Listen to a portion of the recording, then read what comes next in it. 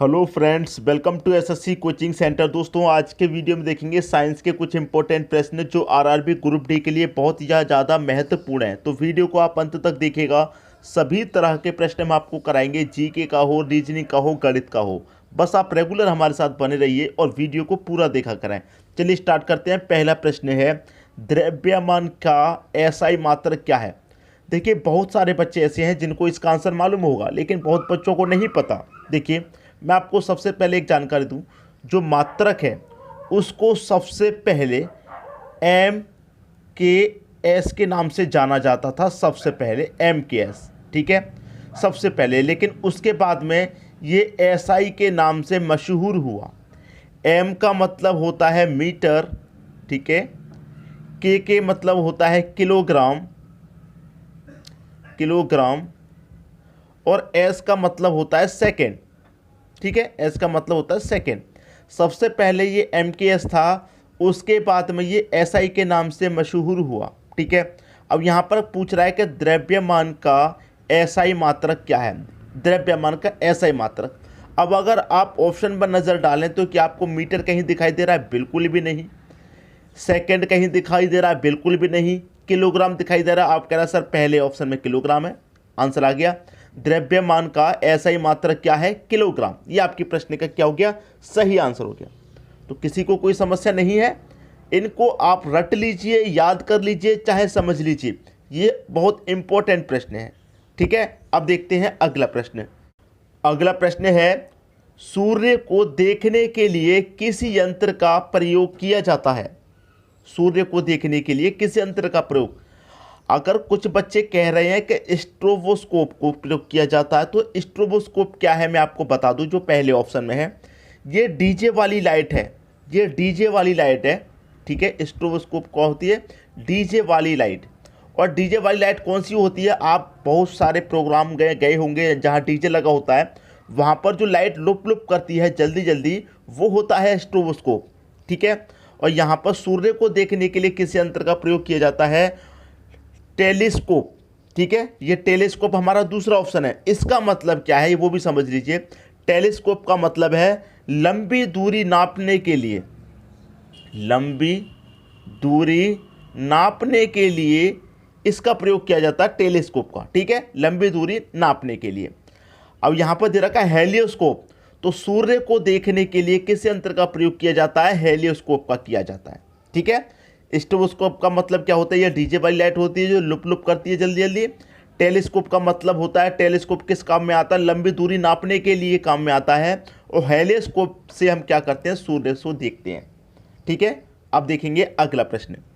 अगला प्रश्न है, यदि एक मॉल में कोई व्यक्ति 50 न्यूटन के बल से ट्रॉली को खींचता है, जिससे ट्रॉली 30 मीटर विस्थापित होती है, तो किए गए कार्य की गणना करें। देखिए, मान लीजिए ट्रॉली यहाँ पर रखी हुई है, यहाँ पर ट्रॉली रखी हुई है, इसको 50 न्यूटन बल से खींचा, तो यहाँ से खींचा यहाँ पर आ गई, ये कहाँ पर क्या हो गया? 30 मीटर विस्थापित हो गई, अपनी जगह से 30 मीटर ये हट गई, ठीक है। अब हमसे कह रहा है कि किए गए कार्य की गणना करें, कार्य की गणना करें, कार्य की गणना। कार्य बराबर फॉर्मूला क्या होता है? कार्य बराबर होता है बल गुने दूरी, ठीक है। इसको इंग्लिश में भी बोलते हैं वर्क बराबर फोर्स इनटू डिस्टेंस, ठीक है। अब देखिए, फोर्स कितने का लगा है? 50 न्यूटन का।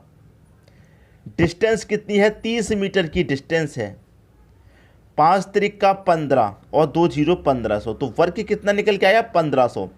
यहाँ न्यूटन है, यहाँ मीटर है, न्यूटन मीटर का गुना होगा, आंसर किस में आएगा? जूल में आएगा। तो 1500 जूल, 1500 जूल कहाँ है? सी ऑप्शन में। ये भी आपके प्रश्न का आंसर हो गया, ठीक है। अब देखते हैं अगला प्रश्न। अगला प्रश्न है, ऊपर उठाए गए हथौड़े के पास क्या होता है? गतिज ऊर्जा होती है, या फिर यांत्रिक ऊर्जा, मांसपेशीय ऊर्जा, स्थितिज ऊर्जा?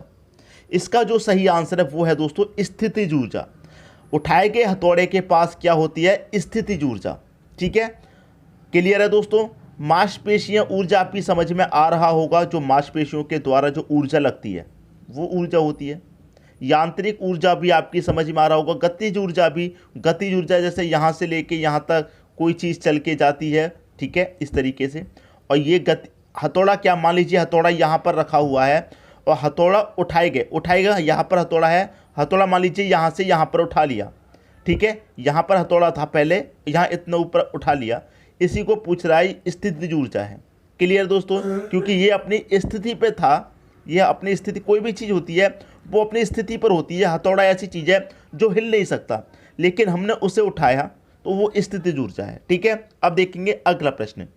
अगला प्रश्न है, यदि हम पेड़ की शाखाएं तेजी से हिलाएं तो कुछ पत्तियां पेड़ से अलग हो जाती हैं, यह किसके कारण होता है? बहुत अच्छा प्रश्न है। देखिए यहाँ पर मैं आपको एक चीज़ समझा दूँ। सबसे पहले दे रखा है मुक्त पालन, ठीक है। देखिए मुक्त पालन का मतलब है कि कोई भी चीज़ अपने आप मुक्त हो जाए, अपने आप गिरे, कोई भी चीज़, ठीक है, समझिए, कोई भी चीज़ अपने आप गिरे, अपने आप गिरे, ये होता है मुक्त पालन। लेकिन यहाँ पर तो पेड़ की शाखाओं को हम हिला रहे हैं, ठीक है, उसकी पत्तियों को कौन गिरा रहा है? हम गिरा रहे हैं, अपने आप तो नहीं गिर रहे, उसकी पत्तियों को हम गिरा रहे हैं, ठीक है। तो ये तो इसका आंसर नहीं होगा मुक्त पालन। मुक्त पालन का मतलब है कोई भी चीज़ अपने आप गिरे। वेग भी नहीं हो सकता, जड़त्व, यहाँ पर दे रखा है जड़त्व। तो जड़त्व का मतलब क्या होता है? जो चीज़ जहाँ है वहीं पर रहना चाहती है, लेकिन बल के कारण अलग हो जाती है। देखिए मैं लिख देता हूँ, जो चीज़ जहाँ पर है वहीं पर रहना चाहती है, लेकिन बल के कारण अलग हो जाती है, ठीक है, ये है। तो यहाँ पर कहने का मतलब ये है कि पेड़ की शाखाएं अपनी जगह पर हैं, हमने बल लगाया, हमने पेड़ को हिलाया तो वो अलग हो गई। तो यही तो इसका आंसर हो जाएगा, सी ऑप्शन। वो अपनी जगह पर रहना चाहती हैं, लेकिन जब हमने बल लगाया तो वो अलग हो गई हैं। तो यही इसका आंसर हो जाएगा, जड़त्व, ठीक है। ये किसके कारण होता है? जड़त्व के कारण होता है। तो ये प्रश्न भी समझ में आ गया। अब देखेंगे अगला प्रश्न। अगला प्रश्न है, न्यूटन के गति के नियमों का प्रकाशन वर्ष है। न्यूटन के गति के नियमों का प्रकाशन वर्ष है, इसका जो सही आंसर है 1687, ठीक है। मैं यहाँ पर पूरा आपको बता देता हूँ, पूरा 1687 में न्यूटन ने एक बुक लिखी थी जिसका नाम है प्रिंसिपिया। कब लिखी थी दोस्तों? ये 1687 में लिखी थी, जिसमें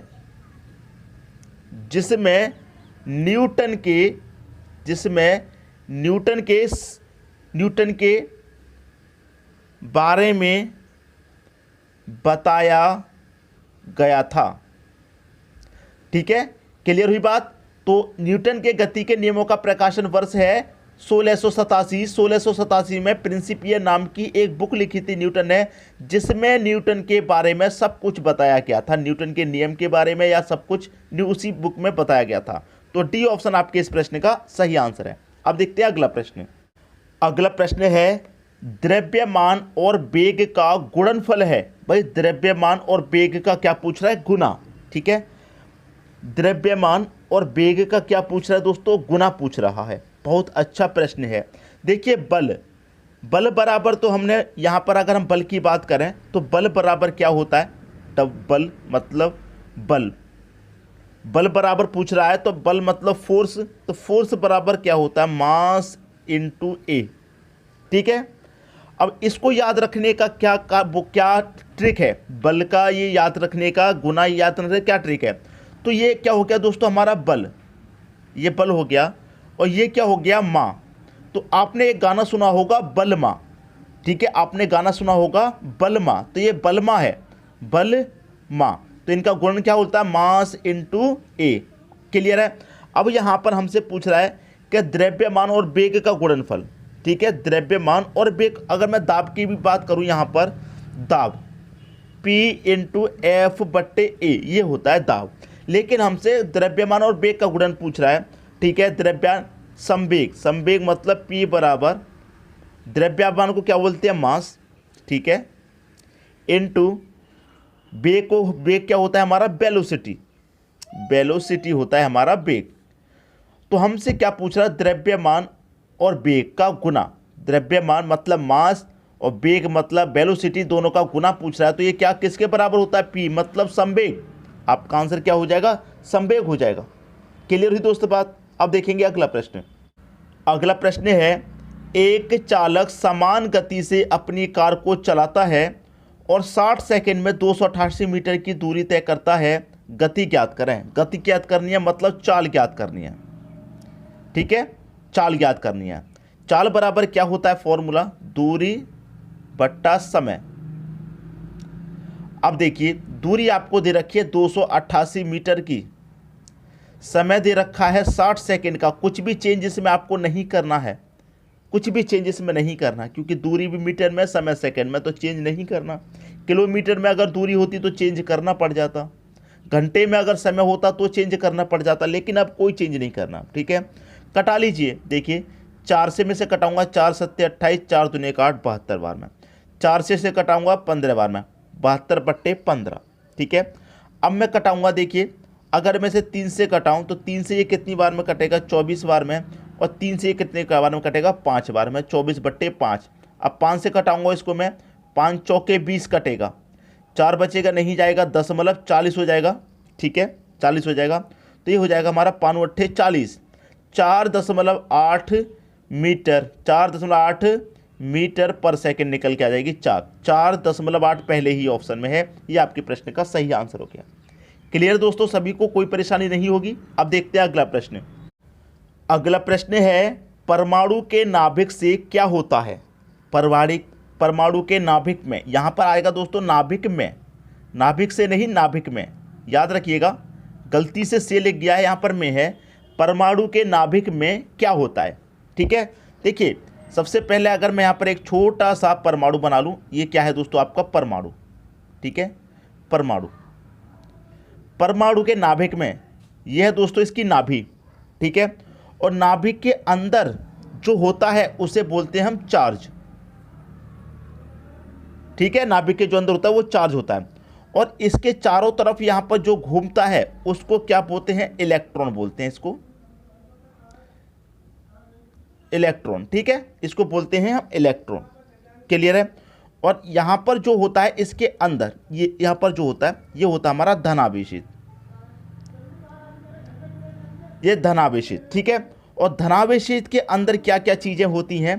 प्रोटॉन, प्रोटॉन प्लस न्यूट्रॉन,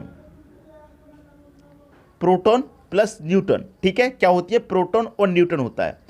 अब देखिए, इसके बारे में, परमाणु के बारे में किसने बताया? तो हम जानते हैं, जॉन डाल्टन। परमाणु के बारे में किसने बताया? जॉन डाल्टन ने बताया था परमाणु के बारे में। ठीक है, हमसे पूछ रहा था कि परमाणु के नाभिक में क्या होता है। देखिए, परमाणु की ये नाभि होती है जिसे हम चार्ज बोलते हैं, और इसके अंदर ये जो होता है ये धनावेशित होता है, जिसके अंदर प्रोटॉन और न्यूट्रॉन होते हैं। तो क्या क्या होते हैं? प्रोटॉन और न्यूट्रॉन, प्रोटॉन एवं न्यूट्रॉन होता है। डी ऑप्शन आपके प्रश्न का सही आंसर है। अगर आपको मालूम है परमाणु के नाभिक में क्या होता है तो प्रोटॉन और न्यूट्रॉन होता है, आप डायरेक्ट आंसर कर दीजिए। तो मैं आपको पूरा समझा रहा हूँ क्या क्या होता है। ठीक है दोस्तों, अब देखेंगे अगला प्रश्न। अगला प्रश्न है, कैथोड किरण प्रयोग पहली बार किसके द्वारा किया गया?